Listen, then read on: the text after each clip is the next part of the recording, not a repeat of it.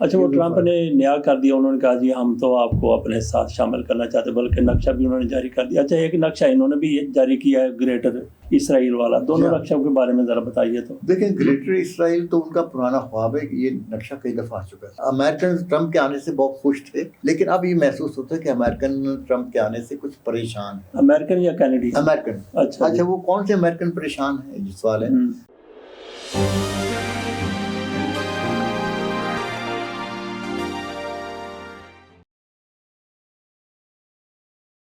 بسم اللہ الرحمن الرحیم. ساجد خان صاحب کینیڈا سے کئی ماہ کے بعد واپس آئے ہیں.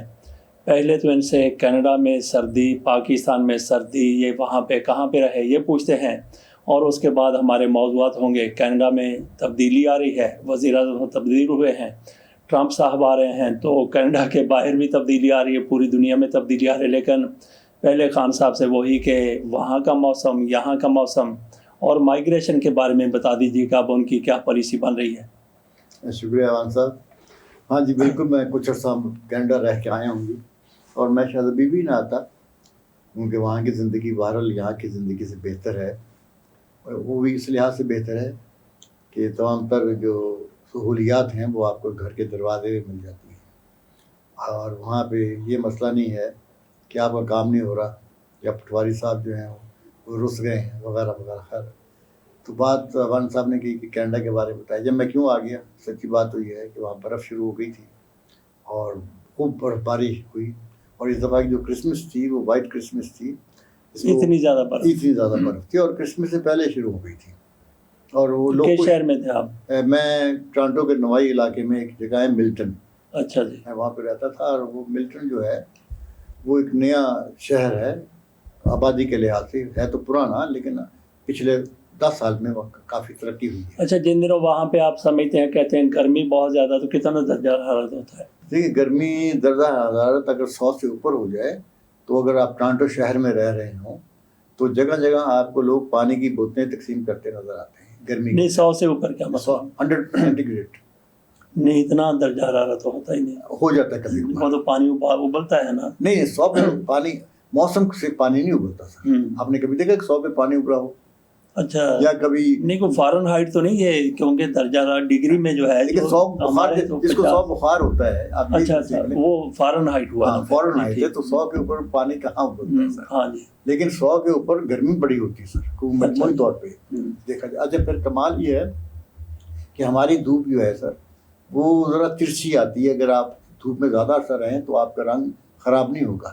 لیکن کینیڈا میں یا یورپ میں جب آپ دھوپ کے اندر رہتے ہیں تو اس میں تپش زیادہ ہے اور آپ کے رنگ پہ فوراً اثر پڑتا ہے. تو آپ نے دیکھا ہوگا کہ اکثر لوگ جو ہیں، خواتین جو ہے نا، وہ اس قسم کی کریمیں لگا کے رکھتی ہیں جو دھوپ سے بچاتی ہیں. تو یہ بہرحال فرق ہے. تو آپ کینیڈا کا پوچھ رہے تھے، تو میں پہلے تو ٹورانٹو میں رہا کرتا تھا. یہ شہر جو ہے یہ ٹورانٹو سٹی سے باہر ہے اور نوائی قصبہ ہے، اور اس میں زیادہ جو لوگ ہیں وہ ہم پاکستانی ہیں، کچھ انڈین ہیں، کچھ سکھ ہیں، ہر طرح کے لوگ ہیں. اچھا مائنس کہاں تک جاتا ہے وہاں پہ؟ دیکھیں آج -16 تھا، 16 ٹھیک، اور 16 مائنس تھا، اور محسوس کرنے میں 21 تھا. ٹھیک ہے. اور ایک جگہ ہے ریجائنا، تو وہاں پہ میں ایک دفعہ وہاں گیا ہوا تھا تو -29 تھا. ٹھیک ہے. اچھا پھر یہ ہے کہ -29 پہ بھی یہ نہیں ہوتا کہ آپ نے کرلی کی ہو اور وہ برف بڑھ جائے. لیکن کچھ جگہ ایسی ہیں کہ جہاں آپ منہ سے پانی نکالتے ہیں تو برف کی طرح جمتی، یا یہ سمجھے بادل سے بن کے گرتی نظر آتی ہے. ٹھیک ہے. اتنی سردی ہوتی ہے، لیکن وہ سردی اتنی زیادہ خطرناک نہیں ہوتی. وہاں پہ جیسی برف پڑتی ہے نا تو ڈاکٹروں کے ہاں مریضوں کی بھرمار شروع ہو جاتی ہے، اور وہ عموماً نزلہ زکام جسے کہتے ہیں، وہ کہتے ہیں جی وائرل ہے یہ.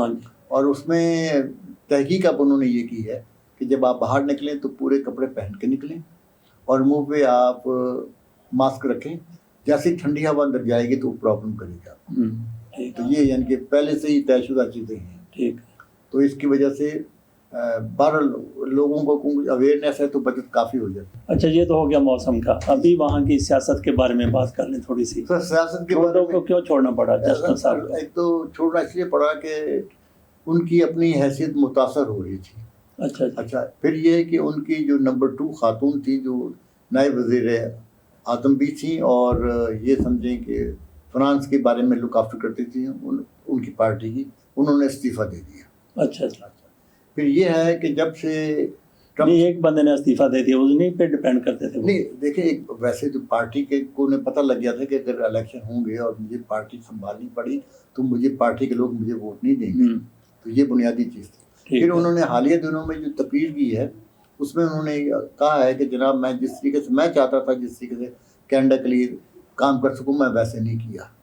اچھا، پھر یہ ہے کہ پچھلے جب سے امریکہ کینیڈا کے ساتھ بڑے اچھے مراسم تھے، اور امریکہ جو تھا وہ کینیڈا کو بہت جگہ استعمال بھی کرتا تھا۔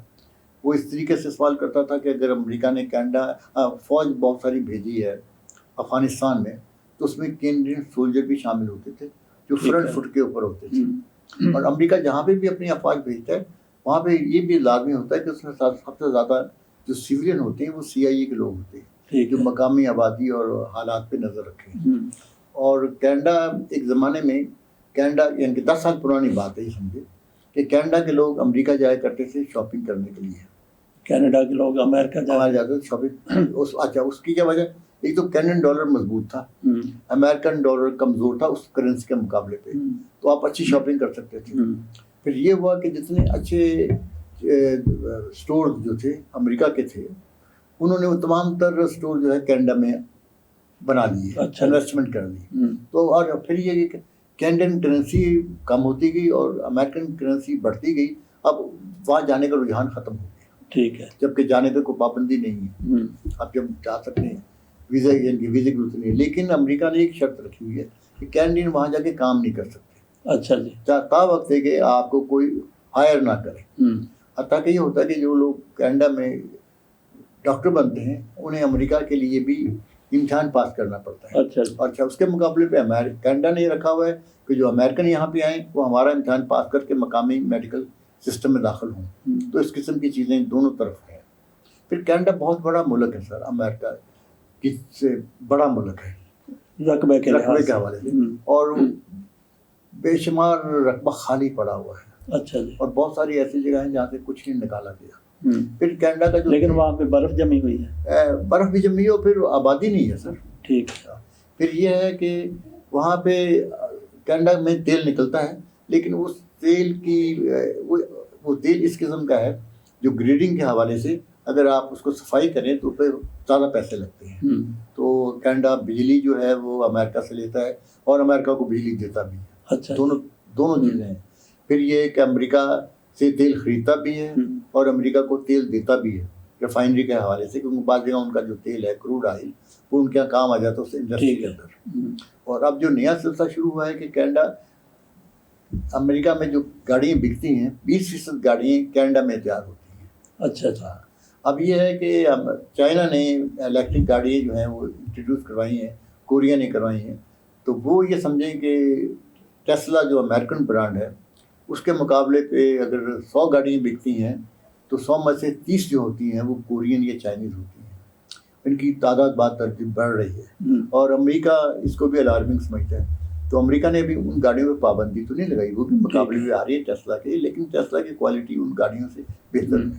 اچھا، وہ ٹرمپ نے نیا کر دیا، انہوں نے کہا جی ہم تو آپ کو اپنے ساتھ شامل کرنا چاہتے، بلکہ نقشہ بھی انہوں نے جاری کر دیا۔ اچھا، ایک نقشہ انہوں نے بھی جاری کیا ہے گریٹر اسرائیل والا، دونوں نقشوں کے بارے میں ذرا بتائیے تو۔ دیکھیں، گریٹر اسرائیل تو ان کا پرانا خواب ہے کہ یہ نقشہ کئی دفعہ آ چکا ہے سر۔ ٹھیک ہے، ان کا کہنا یہ ہے کہ جب اسرائیلی سرزمین پہ تھے تو یہاں وہ آباد تھے۔ اب یہ دیکھیں نا کہ حضور کے زمانے میں بھی کچھ یہودی وہاں پہ تھے جو اسلام کے غلبہ کے بعد نظر نہیں آئے، نکل گئے، اور لیکن ان کے بارے میں پتہ نہیں لگتا وہ کہاں گئے۔ اور ویسے عربوں کی اور عربی بذات خود یعنی کہ بہت سارے یہودی جو ہیں وہ اگر اس علاقے میں رہتے ہیں جو عربوں کا ہے تو اپنے آپ کو عربی کہلاتے ہیں، مذہب کے لحاظ سے وہ یہودی کہلاتے ہیں، ادروائز تو کوئی زیادہ فرق نہیں ہے۔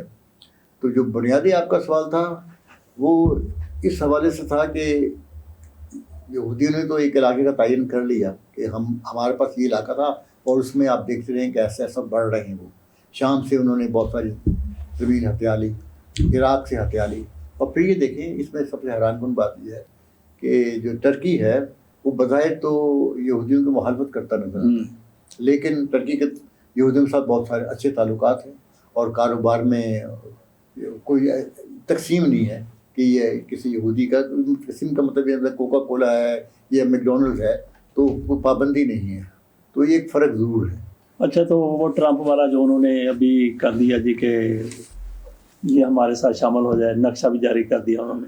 جی ہاں، نہیں وہ نقشہ تو ٹرمپ صاحب نے دیکھیں یہاں تک زیادتی کی، میں سمجھتا ہوں کہ جب ٹرمپ صاحب کی الیکشن میں کامیابی ہوگی تو مسٹر ٹرمپ کو ٹروڈو ملنے کے لیے گئے خیر سگالی کے طور پہ۔ اچھا جی، اور یہ وہاں سے جب واپس آ گئے تو ٹرمپ نے جو پہلی ٹویٹ کی اس کے اندر انہوں نے کہا گورنر جنرل آف کینیڈا، اچھا یعنی کہ جس طرح برٹش گورنمنٹ کے گورنر جنرل ہوتے ہیں اس نے اسے اپنی ریاستوں کے جو ان کے وزیر اعظم ماننے سے انکار کر دیا اور اس کو گورنر جنرل کا خطاب ان کے جانے کے بعد اور پھر یہ بات بھی کہنی بڑی خراب تھی کہ تم ہمارا ایک 51 اسٹیٹ بن جاؤ۔